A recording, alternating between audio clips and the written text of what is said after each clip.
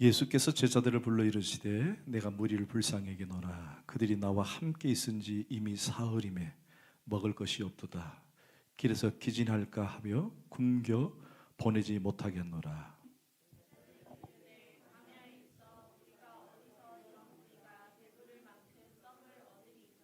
예수께서 이르시되 너희에게 떡이 몇 개나 있느냐?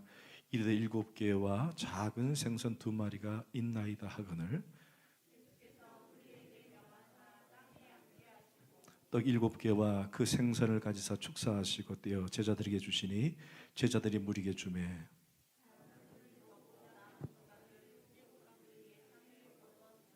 먹은 자는 여자와 어린이 외에 4,000명이었더라. 다 같이 예수께서 무리를 흩어 보내시고 배에 오르사 가시니라. 아멘. 자리에 앉겠습니다. 기도할까요? 하나님 고맙습니다. 정말 감사합니다. 노래할 수 있는 신체를 주시고 목소리도 주시고 가사를 볼 수 있는 눈도 주시고 그리고 시간도 주시고 정말 감사할 것밖에 없습니다. 혹 우리의 삶에 불평하고 원망한 것이 있다면 용서해 주시고 오늘 늘 우리의 삶에 감사가 넘치는 저희들 되게 하여 주옵소서. 특별히 말씀을 들을 수 있도록 우리의 마음을 주장해 주옵소서. 말씀이 나에게 다가와 나의 삶의 변화가 있게 하시고 오직 그리스도로 사는 복된 인생이 되게 하여 주옵소서. 감사하고 예수님의 이름으로 기도하옵나이다. 아멘.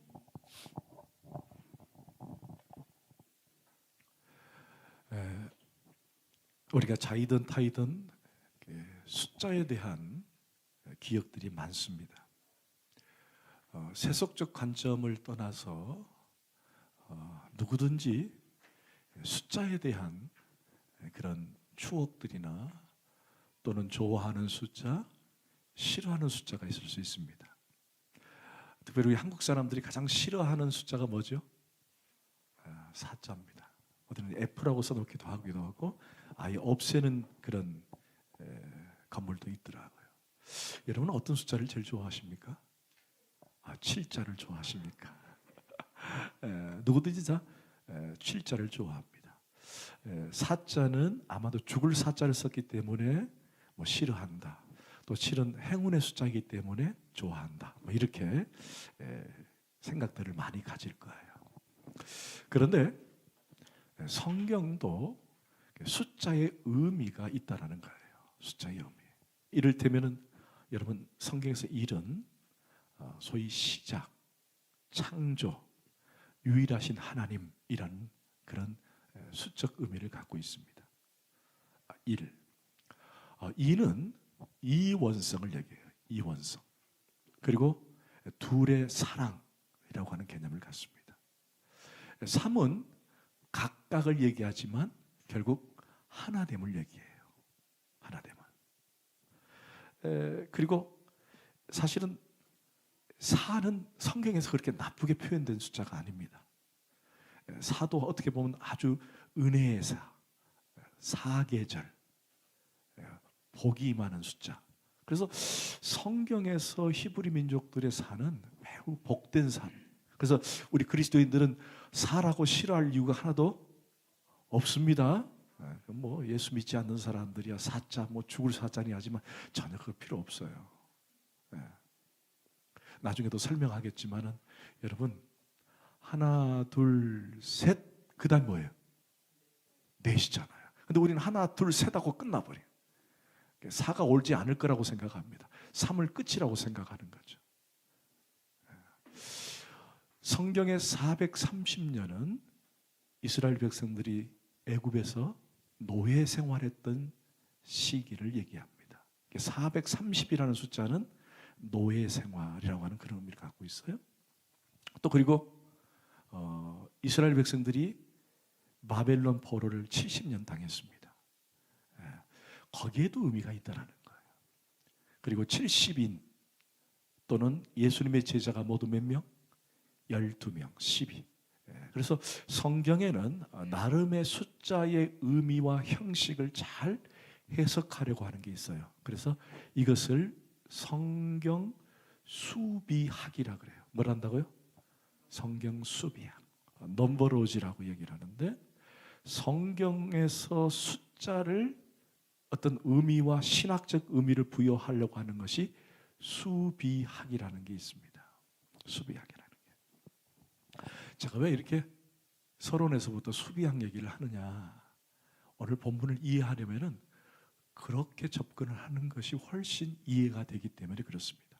그래서 오늘 저는 여러분에게 오늘 본문을 수비학의 의미를 가지고 도움을 주고 싶은 거예요. 자, 오늘 일명 우리는 칠병이어의 기적의 사건에 앞에 서 있습니다. 여러분, 칠병이의 뜻이 뭐예요? 병자는 떡을 의미합니다. 7개 떡과 어느 물고기를 말하는 거예요? 2마리의 물고기를 말합니다. 칠병이어. 그래서 오늘 본문은 무슨 사건이냐? 칠병이어의 사건입니다. 칠병이어의 사건. 혹시 여러분 이 사건이 있기 전에 마태복음 14장 13절부터 어떤 기록이 나왔던지 기억나십니까? 마태복음 쭉 강해를 하다 보니까 여러분 다 기억하고 계실 거죠? 오병이어의 기적. 오병이어는 떡 5개와 물고기 2마리. 그런데 여러분 잘 보시면요, 그때와 지금 우리가 읽고 있는 이 오늘의 본문의 사건은 패턴도 같고 떼어 먹이는 것도 같고 딱 뭐가 달라요? 숫자 하나만 다른 거예요.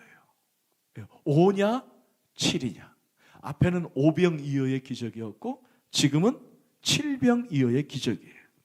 그러니까 사건 앞에 뭐가 다르냐? 5냐 7이냐 이것만 다른 거예요. 그래서 이것을 우리는 수비학적 관점에서 먼저 조금 이해했으면 좋겠습니다. 자, 먼저 오병이어의 오자를 가지고 한번 우리 한번 연구를 해보자고요. 여러분, 히브리 사람들에게 오라라고 하는 숫자는 어떤 의미를 가질까요? 오, 히브리 사람들. 여러분은 한국 사람이니까 잘 모르겠지만은 히브리 사람들에게 있어서 오는 어떤 의미를 가질까? 여러분 상상을 해보세요. 오, 오해하지 마. 오늘 제가 아재 개그를 했습니다. 오. 히브리 사람들에게 오라고 하는 것은 다른 게 없어요. 지나가는 히브리 사람들에게 숫자 5 그러면 자신들이 딱 5를 듣는 순간 뭐가 제일 먼저 떠오르느냐? 모세 오경이 떠올라요. 모세 오경. 히브리 사람들에게 5 하면은 무조건 모세 오경이에요. 여러분 모세 오경이 뭔지 아시죠? 자, 시작. 창세기, 출애굽기, 레위기, 민수기, 신명기. 자, 너무 잘하시네요. 그래서 이 5라는 숫자가 히브리 사람들에게 각인이 되어 있는데 그 모든 건 다 모세 오경을 의미합니다. 자, 그러면 질문할게요. 이 모세 오경은 누가 읽습니까? 유대인들이 읽나요? 이방인들이 읽나요? 그렇죠. 유대인들이 읽습니다. 유대인들이 가장 많이 읽는 책은 뭐냐? 바로 이 모세 오경이에요. 자, 그러면 이제 서서히 접근이 가능해집니다. 오병이어의 사건의 그 중심의 대상은 누구냐? 그렇죠. 유대인들이에요. 유대인들 중에서도 가장 소외받은 사람들, 없는 사람들, 고아와 과부와 절름발이와 병든 사람들, 늘 외로움을 타는 사람들, 그 대상이 유대인들이었던 거예요. 그리고 이 오병이어의 사건은 갈릴리 근처의 벳세다에서 이루어졌거든요. 거기에는 특별히 유대인들이 많이 모여 살았다는 것입니다. 자, 그렇다면 7은 뭘까? 칠병이어. 자, 오늘 본문도 우리가 수비학적으로 해석을 해보자는 거예요. 자, 그렇다면 유대인들에게서 7은 뭘까? 이 7은 다른 말로 70으로도 해석이 가능합니다. 자, 먼저 유대인들에게 70은 뭘까요? 유대인들에게 70. 유대인들에게 70은 7은 만수입니다. 7과 12는 만수예요. 그래서 예수님이 제자를 모두 몇 명 뒀죠? 12명. 근데 기가 차요. 제가 군부대에 있을 때에 여러분 아시는 것처럼 특별히 공부도 못하는데 머리가 큰 사람들이 모여있는 곳에 제가 다녀왔잖아요. 그래도 이해가 안 됩니까? 특공대를 나왔다는 거예요. 근데 이 특공대가 소조직이 몇 명 다니지 아십니까? 모여서 한 소대를 이루는 게 12명이에요.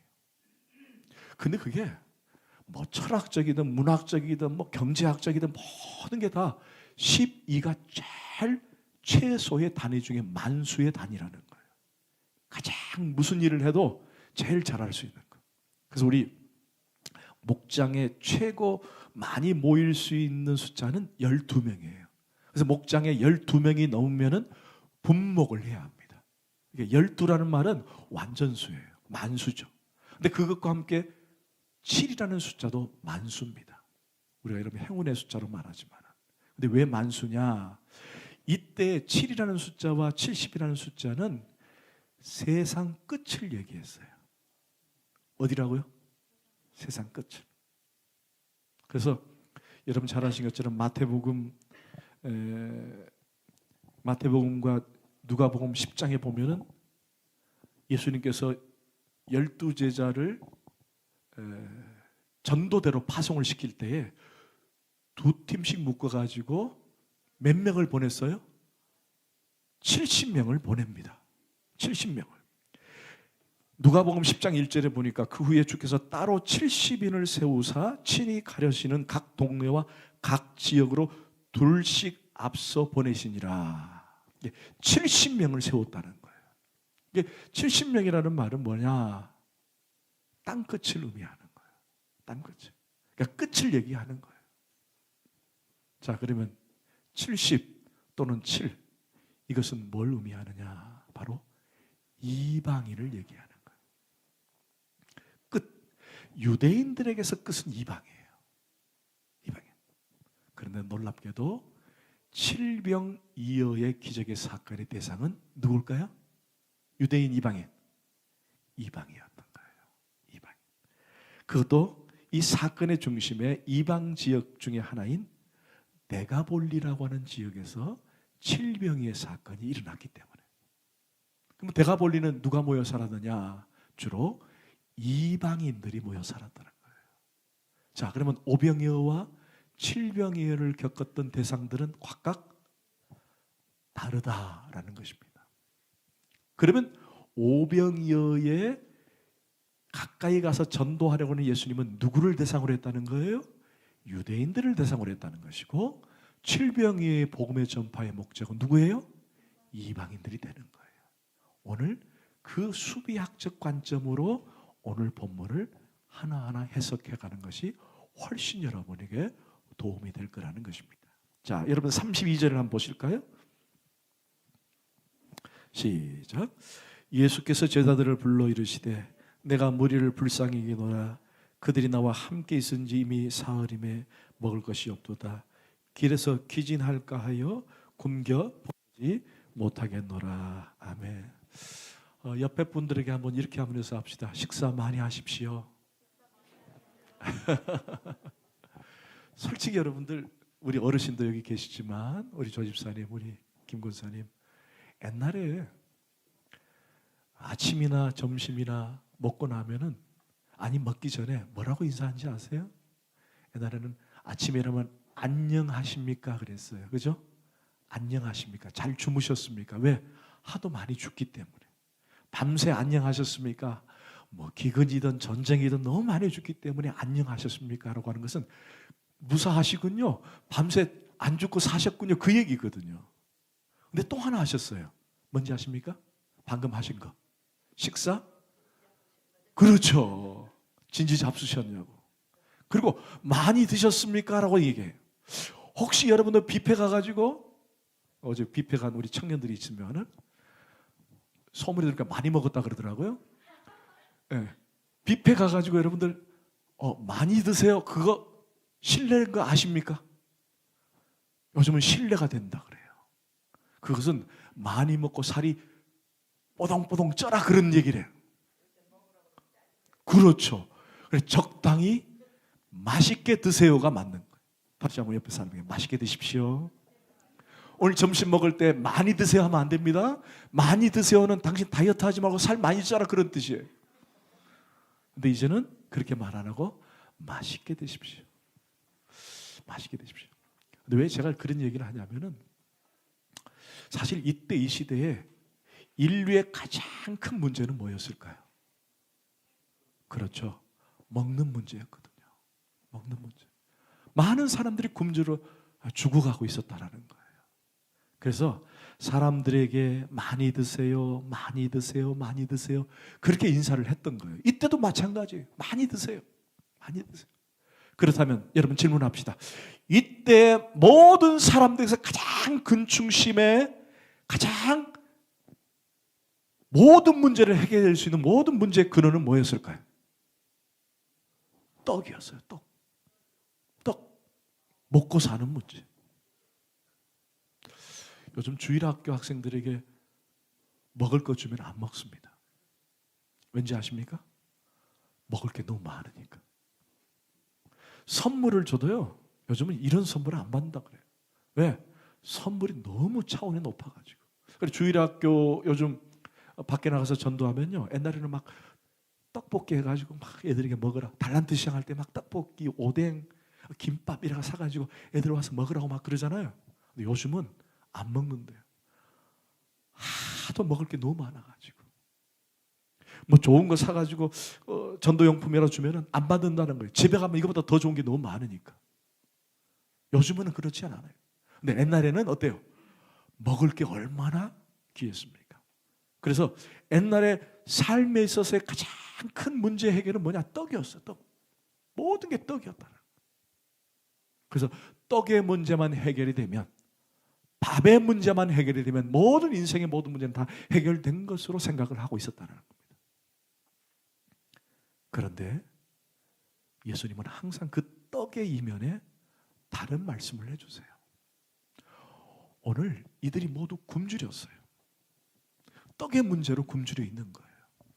그러나 예수님은 이 떡의 문제를 그 관점으로 이해하지 않으셨어요.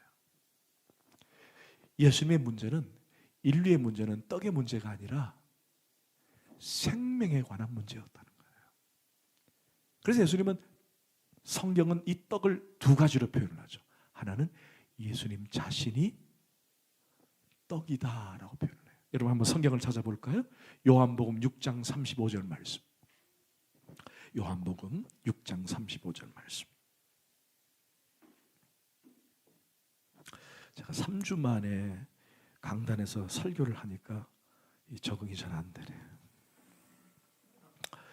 요한복음 6장 35절 말씀. 시작. 예수께서 이르시되 나는 생명의 떡이니 내게 오는 자는 결코 줄이지 아니할 거요 나를 믿는 자는 영원히 목마르지 아니하리. 아멘. 할렐루야.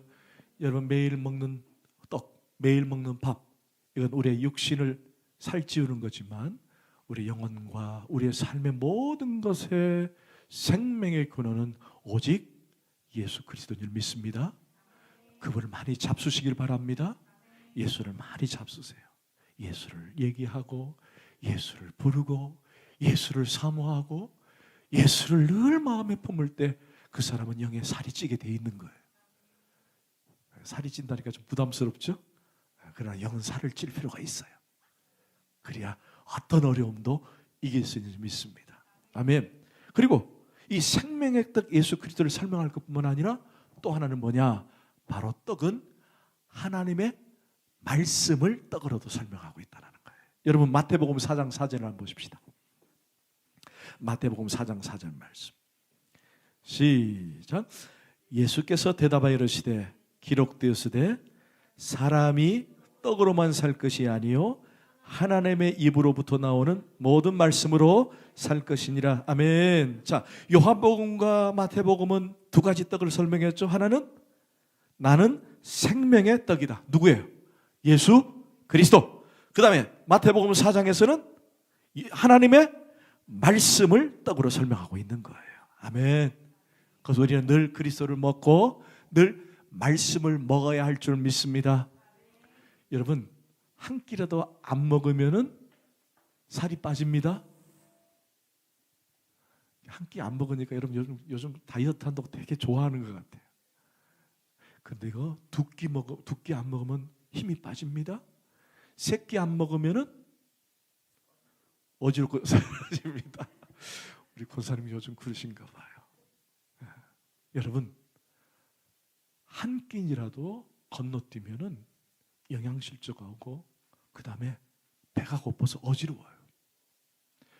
그래서 우리는 뭘 하든지 간에 끼니를 때우기 위해서 밥을 먹든 라면을 먹든 먹어야 됩니다. 하지만 우리의 영혼도 하나님 말씀을 먹어야 되는 거예요. 근데 여러분 어때요? 끼니라는 말은 하루에 3끼를 말하는 거예요. 근데 그 중에 한 끼를 먹지 않아도 힘든데 말씀을 일주일 딱 한 번 들어가지고 어떻게 사냐는 거예요. 그 사람은 앙상한 가지처럼 이미 말라 비틀어진 그 모습이라는 거예요. 그래서 그리스도인들은 매일매일 밥을 먹듯이 매일매일 양식을 먹어야 돼요.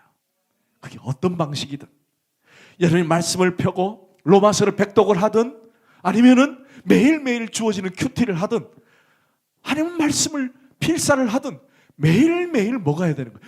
밥은 매일매일 먹는데 왜 성경은 매일매일 먹지 않는지, 그리고 어떻게 힘을 발휘할 수 있겠어요? 어떻게 영적인 세상에 살아가가지고 싸워서 승리할 수 있겠습니까? 여러분 매일매일 양식을 먹기를 축원합니다. 아멘. 아멘. 자, 그렇다면 32절을 보십시다. 이들에게 먹을 것이 없다라고 설명하십니다. 먹을 것이 없다. 여러분 그러면 제가 물을게요. 지금 방금 말씀하신 것처럼 예수님의 떡의 문제는 뭐라 그랬죠? 예수님 자신이고 말씀이라고 표현을 했습니다. 그러면 정말 이들이 배가 고파가지고 굶주린 상태에서 이들이 먹을 것이 없다라는 의미는 예수님이 봤을 때 뭘 의미할까요? 떡에 대한 문제는 아니었다라는 거예요. 떡은 오늘 먹으면은 내일 또 먹어야 됩니다. 그러나 그리스도를 먹고 말씀을 먹으면 영원한 거예요. 그럼 결국 이들이 오늘 본문 32절에 먹을 것이 없도다라는 말은 떡만을 얘기한 게 아니었다는 걸 우리는 이미 배웠습니다. 그죠? 그것은 예수 그리스도시고 하나님 말씀이라고 배웠습니다. 그렇다면 이 시대에 정말 이 시대에 그들에게 먹을 것이 없다라는 말은 뭘까? 그것은 바로 정서적 결핍을 얘기하는 거예요. 정서적 결핍. 우리말로 말하면 영적 결핍을 얘기하는 것입니다. 여러분, 인류는 늘 투쟁하면서 살았어요. 싸우면서 살았어요. 여러분 오늘 예배가 끝나면 내일부터 또 밖에 나가서 투쟁해야 됩니다. 싸워야 됩니다. 뭘 위해서? 먹고 살기 위해서. 근데 여러분 먹고 살기 위해서 여러분 싸우지만 실제로 우리 한쪽이 자꾸 허해요. 자꾸 허합니다. 그렇지 않아요? 우리 그리스도인은 그렇지는 않지만은 세상 사람들은 그래요. 허합니다. 뭐 이걸 가졌지만은 이 갖기 위해서 노력을 해봤지만은 막상 가지고 난 다음 보니까 또 뭔가 옆구리가 허전해. 그리고 사람들이 허전하다 보면은 우울해지고 우울증을 느끼게 되는 거예요. 모든 인류가 다 그런 거예요. 제가 이 다니엘 기도를 하면서 어떤 정보를 얻었냐면 강사님 한 분이 그런 얘기를 하는 거예요. 우리나라의 자살률이 제일 많고 우울증 환자가 제일 많은 곳이 저는 처음 알았네요. 제주도랍니다. 저는 제주도 한 달 살기, 뭐 제주도 뭐 여행, 뭐 패키지. 저도 제주도를 가본 지가 오래됐기 때문에 제주도 가면은 참 막 푸른 초원에, 막 높은 산에, 뭐 야자수에 막 기분이 좋을 것 같은데 의외로 제주도가 우울증이 제일 많고 자살률이 제일 높다는 거예요. 정말 이해가 안 되잖아요. 응? 그리 좋은 곳에. 인류는 그렇다는 거예요. 내가 아무리 좋은 걸 소유해도, 내가 아무리 좋은 것을 위해서 탐닉을 해도 결국에는 허전하고 우울할 수밖에 없는 거예요. 그런데 이건 개인적인 정보입니다만 제주도가 왜 그러느냐, 제가 가만히 생각해 보니까 사면이 다 뭐예요? 귤밭이 아닙니다. 바다였다는 거예요. 그래서 여러분, 물은 때로는 어머니 같은 느낌을 주기도 하지만 물을 오랫동안 보면은 우울해질 수 있다는 심리학자들의 이야기가 있습니다. 여러분, 혹시 너무 바다나 물을 너무 많이 오랫동안 보지 마세요. 근데 통계적으로 우울증에 걸리지 않을 수 있는 지역이 있는데, 그 지역이 어디냐? 뭐 주닮은 교회 이거 말고요. 주닮은 교회 말고, 뭐 경남 아파트 이런 거 말고, 산이 그렇게 좋답니다. 산의 밑에 사는 사람들은 우울증 걸릴 확률이 훨씬 낮다 그래요. 그래서 산을 좋아하는 이유가 아마 그런 것 같아요. 여러분, 인류는 그래요. 인류는 정서적 결핍 때문에 늘 허전하고 허기를 느끼는 거예요. 그런데 인간에게는 이런 욕구에 대한 욕구 불만, 욕구 충족에 대한 이해가 상당히 많습니다. 여러분, 아까도 말씀드렸지만 식욕이라는 것, 또는 수면욕, 그리고 성욕이라는 게 있어요. 이것들을 해결하기 위한 인류의 노력은 얼마나 많은지 몰라요. 그런데 그 중에 하나가 여러분이 꼭 기억해야 할 것은, 모든 인간은 영적인 욕구가 있다는 거예요.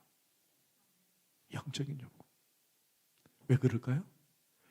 모든 인류는 왜 영적인 욕구가 있을까요? 다른 거 없습니다. 하나님이 그렇게 만드셨기 때문에 그래요. 하나님이 우리를 처음에 만드셨을 때 우리의 마음속에 하나님을 찾도록 만들어 놓으셨다는 거예요. 그래서 세상 사람들이 나는 하나님 없어, 하나님 몰라, 그래도 아주 극한 상황이 되면은 모두 다 누굴 찾아요? 하나님을 찾게 돼 있어요. 어떤 스님이 길에 가다가 다리를 잘못 짚어가지고 물에 빠졌대요. 깜짝 놀라가지고 외마디로 외치게 뭔지 아시죠? 하나님 도와주세요 하더라는 거예요. 하나님 도와주세요. 여러분, 인간은 하나님께서 창조하실 때 인간에게 하나님을 찾을 수 있는 영적인 욕구를 허락하셨어요. 그런데 인류는 그것이 이미 상실되어 있는 상태를 오늘 예수님은 모두가 굶주렸다라고 표현하고 계시는 거예요. 그 안에 누가 없다? 하나님이 없더라는 것입니다. 하나님이 없더라. 하나님이 없더라. 저는 우리 주닮은 가족들이 오늘 예배에 참 잘 나오셨습니다. 여러분, 부담이 되더라도 한번 이렇게 인사합시다. 예배 참 잘 나오셨습니다. 왜 그런지 아십니까? 지금 세상 사람들은 예배 잘 나오십니까? 뭐 이해를 못합니다. 왜? 저 사람 그걸 이해를 못할 뿐만 아니라 거기에 관심이 없기 때문에. 근데 우리는 이미 하나님의 자녀가 되니까 영적인 배부름이 뭔지, 영적인 배고픔이 뭔지를 알게 된 거예요. 그럼 지금 우리 영적인 것을 채우기 위해서는 어떻게 해야 할까요? 영적인 걸 채우기 위해서 하나님께 예배 드리는 거예요. 예배를 드리면은 우리 영적으로 충만합니다. 여러분, 이사야서 43장 21절에 보니까 이 백성은 내가 나를 위하여 지었나니 나를 찬송하게 하려 하십니다. 아멘. 하나님께서 우리를 왜 지었다고요? 찬송하게. 이 찬송이 다른 말로 예배를 받기 위해서. 하나님 우리를 왜 지으셨느냐? 당신이 우리를 통해서 예배를 받고 싶어서. 그러니까 인간은 하나님께 나와 예배를 드려야만이 우리의 삶이 풍성해지는 거예요. 우리가 예배를 드려야만이 우리 영이 충만해지는 거예요. 여러분들은 오늘 예배를 드리고 저문을 나갈 때 여러분 충만한 은혜를 경험하게 된 줄 믿습니다. 아멘. 아멘. 그래서 인류의 보편적 상태를 32절에서 먹을 것이 없다라고 표현을 한 것입니다. 그런데 그런 인간에게서 예수님께서 지난 오병이어 때와 마찬가지로 예수께서 제자들을 불러 이르시되 내가 그를 불쌍히 여겼다라고 표현을 합니다. 불쌍히 여겼다. 여러분, 불쌍이라는 말은 무슨 뜻이라고 했던 기억나십니까? 예수님이 불쌍히 여겼다는 말은 창자가 끊어지는 고통이다, 그런 뜻이라고 그랬잖아요. 예수님께서 불쌍히 여기다라는 말은 이 창자가 끊어지는 고통을 표현하신 거예요. 창자가 끊어지는 고통. 그런데 하나님이 우리를 구원하신 그 구원의 하나님의 마음이 뭐냐? 인류가 파멸하고 인류가 죽어가는 그 영혼을 향해서 하나님의 마음이 창자가 끊어지는 고통을 갖고 우리를 바라보셨다는 거예요. 그것 때문에 하나님은 우리를 구원하시기로 작정하신 거예요. 아멘. 아멘. 그래서 저는 이 끊어지는 고통인 불쌍이라고 하는 마음이 주님을 닮아서 우리에게 좀 있었으면 좋겠어요. 여러분, 그리스도인의 덕목 가운데 애통이라는 덕목이 있습니다. 혹시 마태복음의 5장에 보면 팔복이 나와요. 팔복. 거기 보면 애통하는 자는 복이 있나니 천국이 그들의 것이다 라고 말합니다. 그리스도인들은 이미 애통의 마음을 갖고 있는 거예요. 그런데 그것을 잘 활용하지 못해요. 저는 이 본문을 묵상을 쭉 하면서 주님이 인간을 향한 창자가 끊어지는 고통, 그 불쌍히 여기는 그 애통이 과연 나에게도 있는가 한번 저를 봤어요. 근데 아직도 저는 너무 많이 부족한 것 같아요. 저는 그리스도인들의 덕목 가운데 애통이 있었으면 좋겠어요. 자녀를 바라볼 때 불쌍히 여기는 마음, 애통하는 마음, 아내를 바라보고 남편을 바라볼 때 애통하는 마음, 불쌍히 여기는 마음이 있었으면 좋겠어요. 애통하는 마음이 있는 곳에 뭐가 있다? 천국이 임한다라는 거예요. 그 마음이 없으면요, 천국이 임할 수가 없습니다. 저는 저와 여러분이 애통하는 마음을 좀 가졌으면 좋겠어요. 저도 이제 결혼 생활이 벌써 30년이 넘고 최근에 와서 또 아내 아프고 이러니까 한번 저희 부부애를 좀 생각을 해봤어요. 과연 나는 아내를 향해서 어느 정도 애통하는 마음을 갖고 있는가? 그런데 저는 많은 부부들을 경험하고 제 주변의 부부들을 보면요, 왜 저렇게 사는지 참 걱정이 될 때가 많아요. 어차피 내가 하나님 앞에서 혼인서약을 하고 서로 건강하게 살겠습니다, 서로 잘 살아보겠습니다 라고 혼인서약을 했으면은 하나님이 부르실 때까지 부족하고 연약한 부분이 있을지라도 어떻게든 그 결혼 생활이 건강하게 이루어지도록 가꾸고 다듬고 세워가는 것이 함께 가야 되는데 그렇지 못하는 부부들이 많더라는 거예요. 여러분, 그 마음에 뭐가 결핍된지 아세요? 오늘 본문에 애통하는 마음이 없다는 거예요. 불쌍히 여기는 마음이 없다는 거예요. 불쌍히 많은 그런 마음을 가지면요, 아무리 다투고 싸우고 어려워도 세워가려고 하는 마음들로 바뀌게 되어 있다는 것입니다. 아멘. 불쌍히 계셔야 돼요. 내 주장이 강하고 내 말 안 들어주면 믿고 그런 관점으로 이해할 것이 아니라 불쌍히 보는 관점으로 이해하면 훨씬 가족이 화목될 수 있어요. 저것도 못해, 이것도 못해, 왜 내 마음도 몰라주고 막 그렇게 따지고 이기적으로 따지면은 가정은 깨지게 돼 있더라고요. 그러나 부족하고 연약할지라도 불쌍히 여기는 마음, 애통하는 마음을 가지면 그곳이 천국이 될 줄 믿습니다. 아멘. 조금 마음을 바꿔보세요. 막 자기 주장이 강해가지고 내 말 안 들어주면 막 삐지고, 여러분 그렇게 하지 마세요. 목사님도 그렇게, 근데 그게 도움이 되지 않더라고요. 내가 결혼 생활이 하나님께서 우리의 생명이 다하는 그날까지 어떻게든 이 가정과 부부를 만들어가는 책임까지 내게 허락하셨으니까 자꾸 만들어가는 거예요. 여러분, 집은요, 가정이라고 하는 집은 그냥 한번 뚝딱 하고 끝나는 게 아니에요. 가정이라는 집은 평생을 두고 지어가야 하는 거예요. 어떤 사람은 다 지었다고 막 마음대로 생활하는데 그렇게는 안 되는 거예요. 여전히 부족해요. 여전히 연약합니다. 그래서 자꾸 세워가는 거예요. 보수공사도 해가는 거예요. 여러분, 보수공사 다 세워간다는 말은 무슨 말이에요? 여전히 나는 부족하기 때문에 하나님의 은혜로 세워가고 끊임없이 세워간다는 거예요. 우리 주닮은 가족들은 그렇게 애통하는 마음으로 세워가야 할 줄 믿습니다. 단실이 끝나는 게 아니에요. 자, 우리 32절을 다시 한번 보십시다. 나와 함께 있은지 이미 사흘임에 먹을 것이 없도다.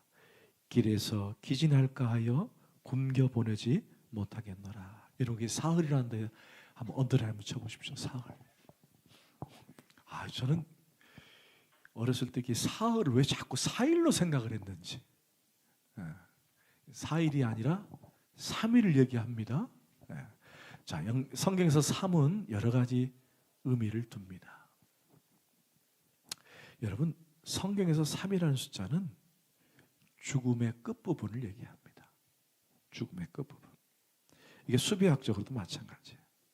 근데 우리나라에도 자, 하나, 둘, 셋 끝이죠. 하나, 둘, 셋 하고 끝이에요. 끝을 얘기해요. 3이라는 숫자는 그런 거예요. 구약에서 요나도 물고기 뱃속에 며칠 있었죠? 사흘, 3일 동안 있었거든요. 아브라함도 아들 이삭을 모리아산에 며칠간 걸어갔죠? 3일간 걸어갔습니다. 기억이 없어요. 공통점이 뭐예요? 3, 사흘이라는 건 끝이라는 얘기예요. 여러분, 끝은 절망을 얘기하는 게 아닙니다. 끝은 절망을 얘기하는 게 아니에요. 끝 뒤에는 새로운 희망을 얘기하는 거예요. 오늘 이들이 굶주린 지 사흘 되었다는 말은 새로운 변화를 얘기하는 거예요.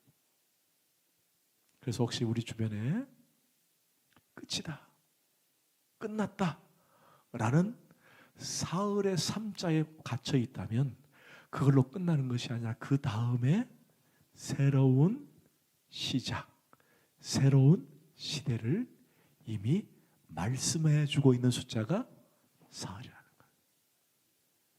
그 사건이 예수 그리스도의 부활을 의미하는 거예요.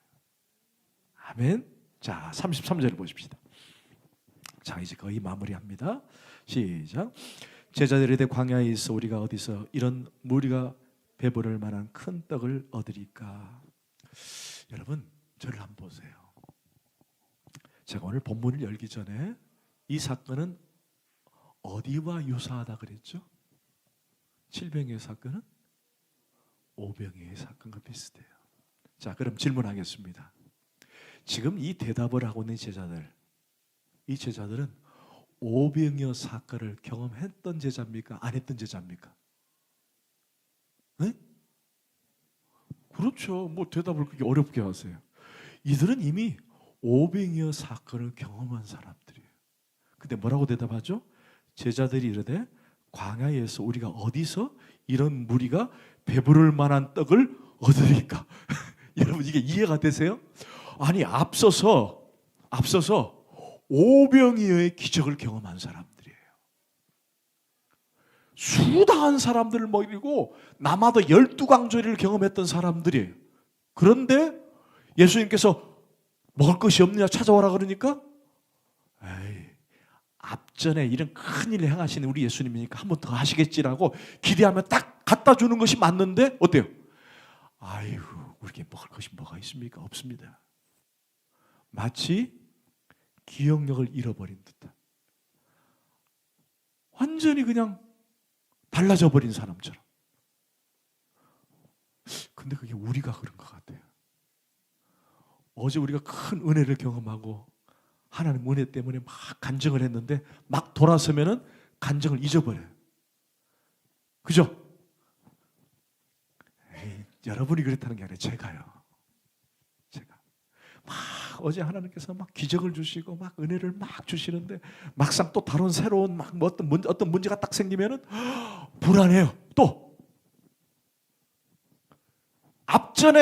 앞전에 하나님 주신 기적을 또 잊어버리는 거예요. 이게 다 인간인 것 같아. 참 우리가 그런 것 같아.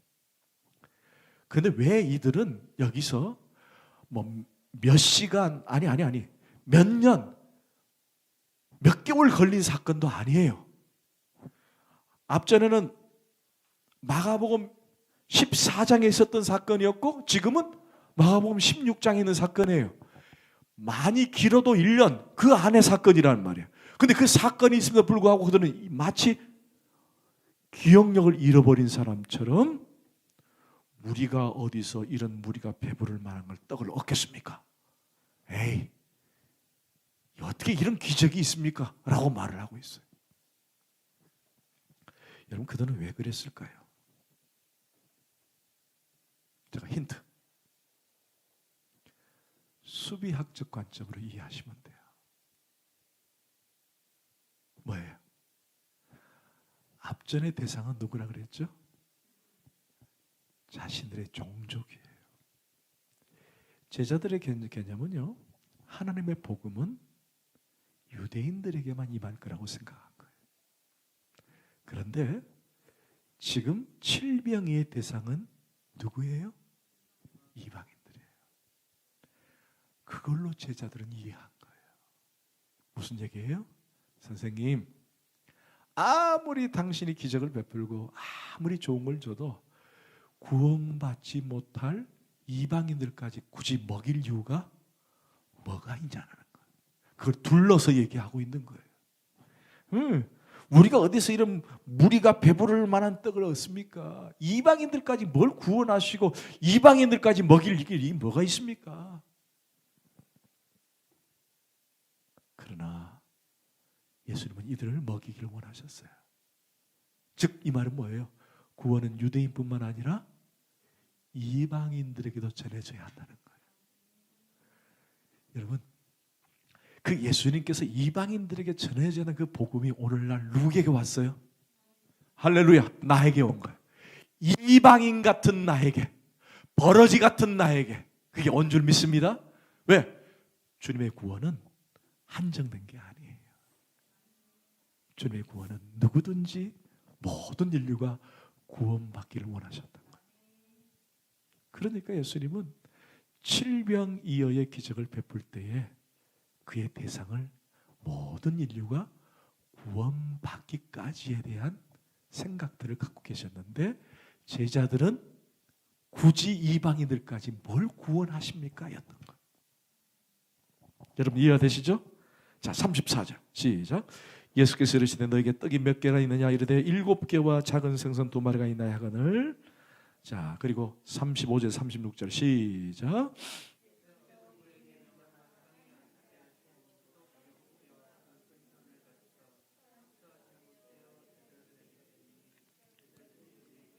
아멘. 자, 이제 여러분 7이라는 숫자의 의미를 아시겠죠? 이 복음은 어디까지 가야 된다? 전 인류를 향해야 된다. 그게 오늘 본문이에요. 자, 이제 35절에서 36절까지는 이제 마무리를 하겠습니다. 여러분 동사를 한번 찾아볼까요? 동사 4가지 동사가 나오는데 한번 동그라미를 쳐보세요. 자, 먼저 명하사 7개와 그 생선을 가지사, 그 다음에 축사하시고, 그 다음에 떼어 주셨다. 그렇죠?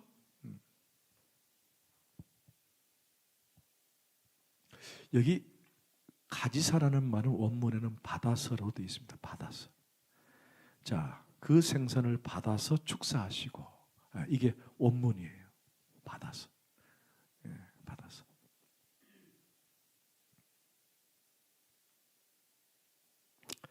근데 받아서라는 의미가 참 또 의미가 있습니다. 자, 오늘 생략을 하겠습니다. 자, 두 번째 동사는 뭐예요? 자, 축사. 축사. 예, 축사. 축사 뜻이 뭐죠? 예, 감사라는 뜻입니다. 감사. 감사하시고. 감사하시고. 그 다음에 세 번째 동사는 떼어라는 단어입니다. 떼어. 이 말은 으깨어 부서뜨리다 그런 뜻입니다.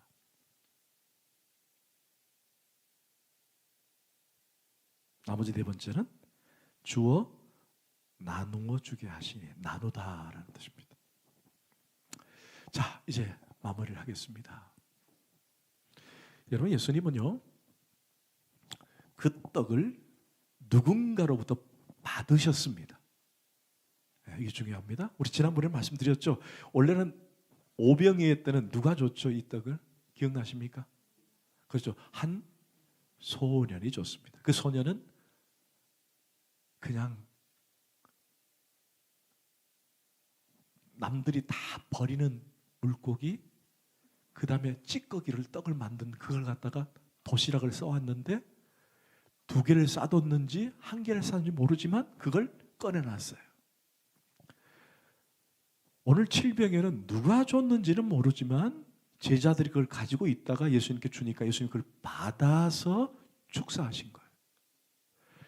여러분, 예수님께서 받아서 축사했다는 말은 우리에게 큰 도전이 아닐 수 없어요. 왜냐? 예수님은 원래 천지를 창조하신 하나님인 줄 믿습니다. 그분은 절대로 누군가로부터 받아서 하시는 분이 아니에요. 그분은 그냥 주시는 분이세요. 그런데 누군가로부터 받았다라는 말은 뭘까? 여러분, 예수님도 누군가로부터 받았다는 말은 우리에게 무엇을 모범적으로 보여주려고 했을까? 네, 예수님은 청지기적 삶을 보여준 거예요. 받았다. 받았다. 그러니까 우리가 이웃들을 향해서 내가 돕는다라는 단어보다 섬긴다는 단어가 훨씬 더 설득력이 있는 거예요. 우리는 다 섬기는 자인 줄 믿습니다. 내가 돕는다 그러면 안 돼요. 돕는다는 주체가 내가 돼요. 섬긴다라는 말은 누군가로부터 내가 받음을 받았기 때문에 이웃을 섬기는 거예요.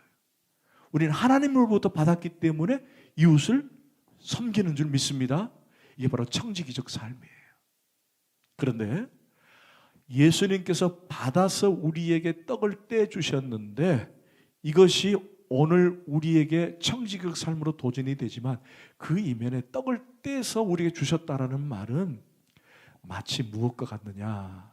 바로 자신의 몸을 으깨어서 주시는 것과 동일하게 표현할 사건이에요. 여러분, 성경 하나 찾고 말씀을 맺겠습니다. 여러분, 누가복음 22장을 잠깐 볼까요? 누가복음 22장 14절에서 17절까지 말씀.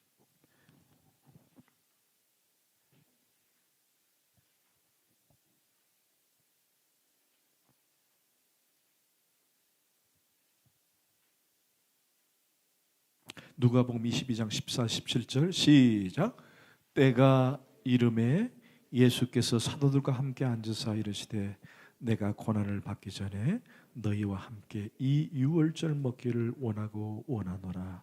내가 너희에게 이르노니 이 유월절이 하나님의 나라에서 이르기까지 다시 먹지 아니하리라 하시고 이의 잔을 받으사 감사기도 하시고 이르시되 이것을 갖다가 너희끼리 나누라. 앞에 축사하셨죠? 축사가 무슨 뜻이라 그랬죠? 감사. 그리고 제자들에게 서로 나누라 그랬잖아요. 그러니까 지금 떼어서 나누는 장면은 마치 무엇과 같은 거예요? 그렇죠. 성만찬과 같은 거예요. 누가복음이 전하는 6월절 날 예수님께서 제자들을 딱 불러놓고 주의 만찬을 하는 거예요. 잔을 나누고 떡을 나누고. 아멘. 오늘 칠병이의 사건이든 오병이의 사건의 핵심은 뭐예요? 바로 자신이 인류를 위해 십자가에 죽어 피와 살이 곧 우리의 생명을 살리기는 것으로 표현하시기 위한 하나의 주의 만찬의 퍼포먼스였던 거예요. 아멘. 그러면 예수님은 자신을 떼어서 주셨어요. 그리고 그것들을 놔두라고 말씀하십니다. 그건 답이 나왔어요. 우리의 모든 문제, 가정의 문제, 직장의 문제, 우리의 삶의 모든 문제의 열쇠는 어디 있느냐? 바로 그리스도밖에 없다는 것입니다. 그리스도. 그리스도를 제대로 만나는 인생은 달라집니다.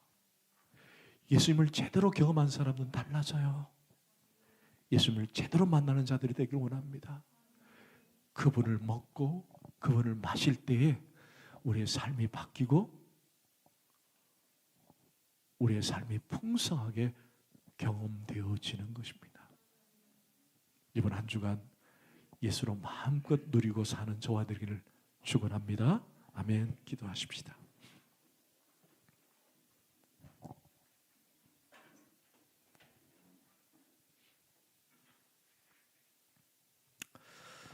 여러분, 생명이 되신 예수 그리스도 나누라라는 것은 또 우리에게 복음 전하라는 뜻도 같이 있습니다. 500이든 700이든 그 핵심은 생명이 되신 예수 그리스도십니다. 우리를 먹기를 원하고 계시고 나누기를 원한다는 것입니다.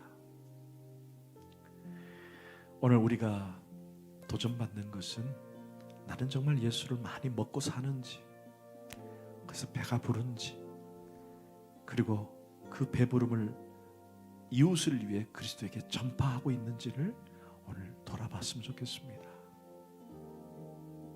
이 땅에 살면서 무엇이 가장 중요합니까? 예수 그리스도 아닌가요?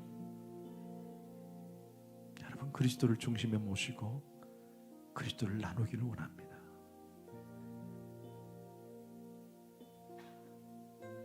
주여, 하나님, 오늘 귀한 말씀을 통해 우리의 삶의 중심에 오직 예수 그리스도밖에 없음을 고백하고 그 그리스도를 나누며 우리의 삶이 풍성한 열매를 맺도록 성령 하나님이 우리를 그렇게 이끌어 주옵소서. 우리 주 닮은 모든 가족들이 그런 풍성한 삶을 살기를 원합니다. 주여 도와주시옵소서. 예수 그리스도 이름으로 감사하며 기도합나이다.